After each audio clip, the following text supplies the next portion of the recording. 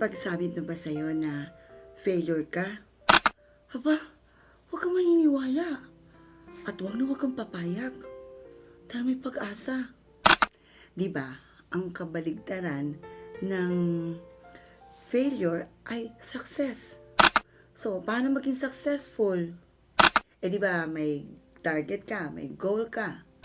O, pag na-achieve mo ang goal mo, then successful ka.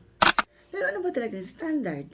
Sa mundo kasi, kung nakagraduate ka, tapos nakatrabaho ka, or may business ka, tapos nakapagpatayo ka ng bahay, meron kang lupa, tapos may kotse ka, sa pag-asawa ka, nagkaanak ka, anak mo nakapag-aral, nakagraduate, sa kanila, success na talaga yon. Successful na yung ganun tao. Eto nga, nakita ko ito, nabasa ko ito about Gloria Romero. Namatay siya, kamamatay lang niya, na ang cash niya sa bank ay 717,908,554 pesos, and sa mansion niya 19,167,242. Sa kanila, grabe nakasuccessful si Gloria Romero, even sa career niya, mga achievements niya, mga pelikula niya noon. Pero sa pamantayan ng Panginoon, ano kaya ang ibig sabihin ng success? Pumunta tayo sa Matthew chapter 25 verses 14 to 29. Ang sarap na ang Lord sasabihin sa'yo, well done, thou good and faithful servant.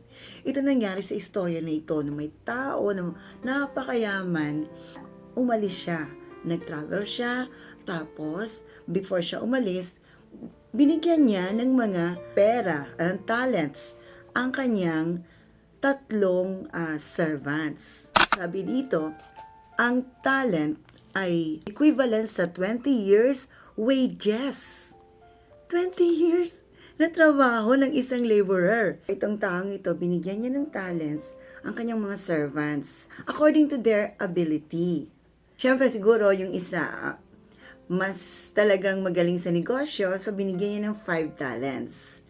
Yung isa naman, siguro less yung ability niya or busy, so 2 talents. Tapos yung isa, 1 talent. Siguro hindi siya masyadong magaling sa business. So ngayon, umalis na siya. Lumipas ang panahon, bumalik siya.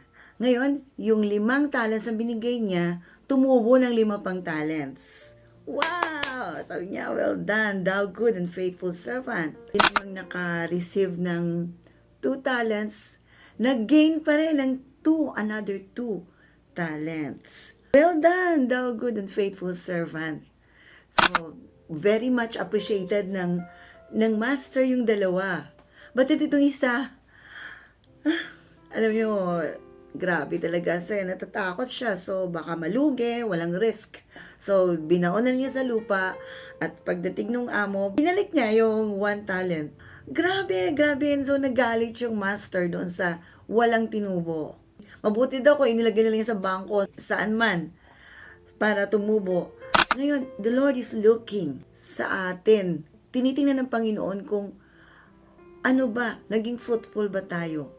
Naging productive ba yung life natin? Ang talent kasi is a metaphor of the abilities and the skills that God has given us. In the long run talaga, it's about becoming like Jesus. Conforming to the image and likeness of Jesus. That's our goal.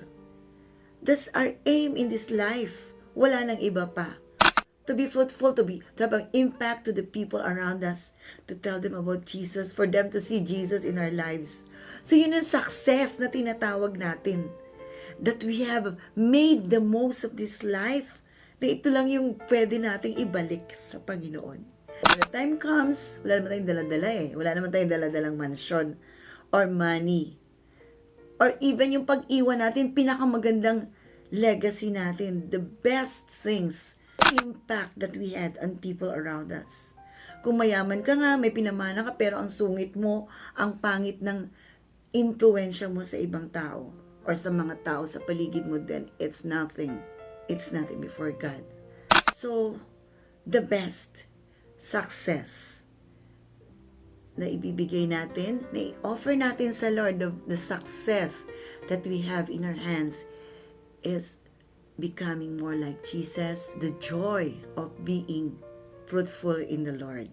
And so, we will be evaluated according to how faithful we have been in small things, how fruitful we have been, and the impact we had on the people around us. As a whole, how we become more like Jesus.